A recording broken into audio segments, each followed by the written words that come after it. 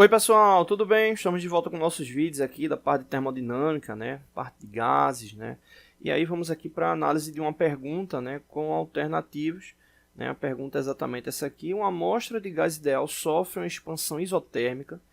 E a pergunta é exatamente o que acontece com a temperatura do gás durante esse processo. E aqui a gente tem algumas alternativas. Antes de tratar especificamente da alternativa correta, né? Vamos falar sobre alguns pontos aqui, né? Primeiro, questão do gás ideal, né? A questão da expansão isotérmica, né? O que seriam esses dois pontos, né? Referente ao gás ideal, né? A gente tem que lembrar sempre que ele toma como referência, né? Aquele modelo simplificado de gás, né? Que no caso acaba seguindo, né? Certas leis ideais, né? E, especificamente a lei dos gases ideais, né? E com base nessa referência, a gente tem que sempre lembrar, né, que as moléculas, né, do gás, né, nesse caso, são consideradas como partículas pontiformes. Né? Para quem não está lembrado que é partículas pontiformes, né, ou seja, ela não possui volume próprio. Né, e nesse caso acaba não exercendo, né, força atrativa, né, nem atrativa nem repulsiva, né, obviamente entre si. Né, e no caso também vale reforçar, né, que as colisões dessas moléculas, né, e principalmente paredes recipientes, né, acabam sendo perfeitamente elásticas. Né, então essas simplificações acabam fazendo com que os cálculos, né, as aplicações de previsões sejam mais simples, né, se consideradas obviamente com gases reais.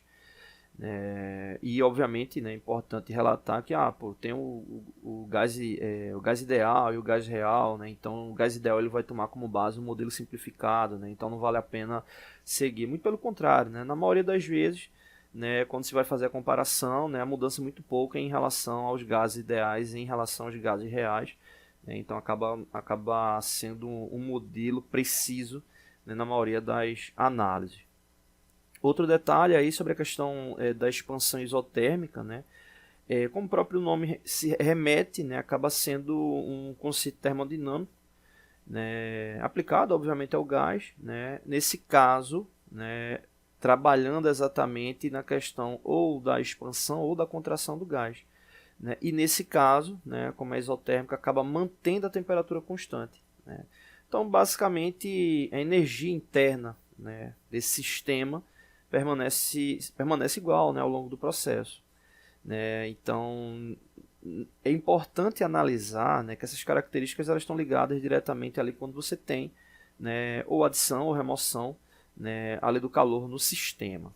Bom, então só para trazer alguns pontos, né? E aí, referente à pergunta, né, que é de fato o que é que acontece, né, com a temperatura do gás ideal durante esse processo, né, de expansão isotérmica.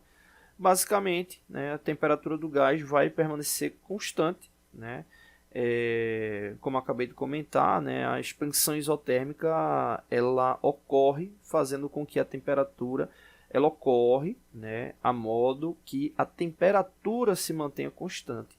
Isso aí é importante porque vai manter a energia cinética, né, média das moléculas, né, desse gás agindo de forma constante. Então, no caso aqui, a resposta correta é exatamente a alternativa C. A temperatura permanece constante, tá bom? Então é isso.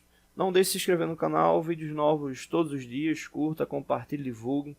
Ajude o nosso canal a se fortalecer, acesse nossa aba comunidade. É isso. Valeu!